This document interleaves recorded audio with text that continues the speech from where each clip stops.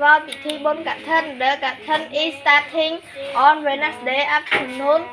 and Nari and Rita will invite Mang to pray in their house បុណ្យកឋិនគឺកំពុងចាប់ផ្ដើមនៅថ្ងៃពុធពេលរសៀលហើយ Nari និង Rita នឹងនិមន្តព្រះសង្ឃដើម្បីសូត្រធម៌នៅផ្ទះរបស់ពួកគេ Yes good thank you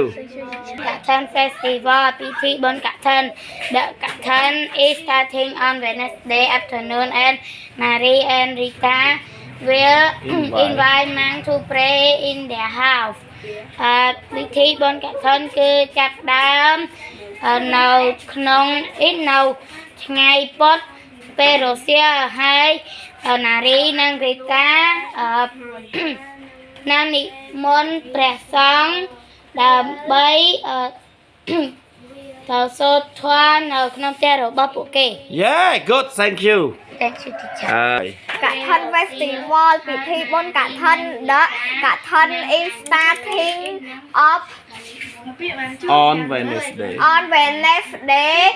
afternoon and Nari and Rita will invite Mang to pray in their house បុណ្យកឋិនគឺចាប់ផ្ដើមនៅថ្ងៃពុធពេលរសៀលហើយ Nari និង Rita នឹងនិម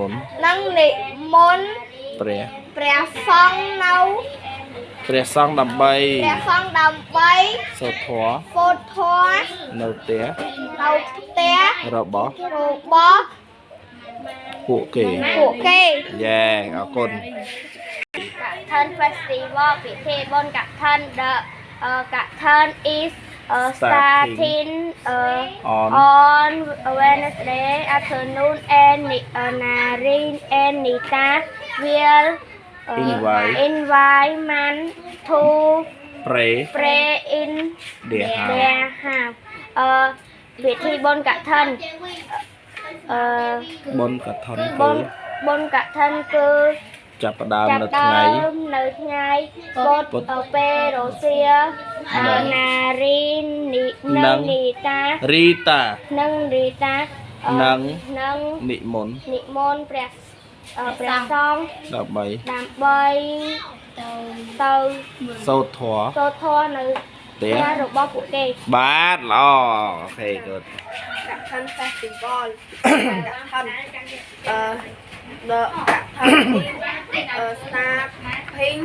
starting on Wednesday afternoon and Nari and Rita will invite Mang to pray in their house ពិធីបុណ្យកឋិនគឺកំពុងចាប់ផ្ដើមនៅថ្ងៃពុធពេលរសៀលហើយ Nari និង Rita នឹងនិមន្តព្រះសង្ឃមកសូត្រមន្តនៅផ្ទះរបស់ពួកគេ Yes good សូត្រធម៌ណាគួរចុះអរេ Kathan Festival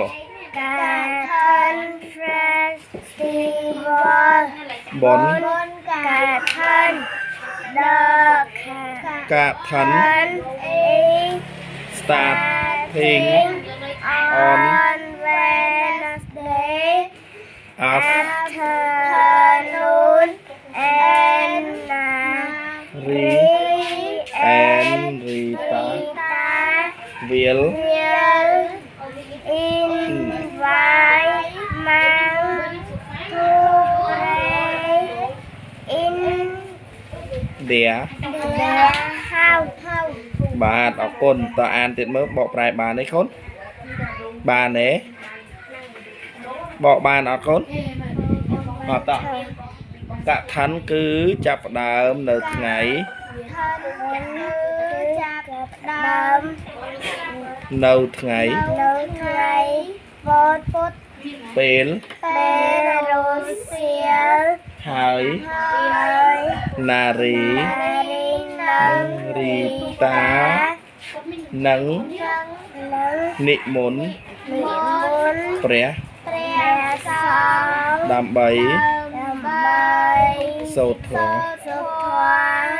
នៅផ្ទះ របស់ ពួកគេ បាទអរគុណកូនចោះ បងជិះទៅ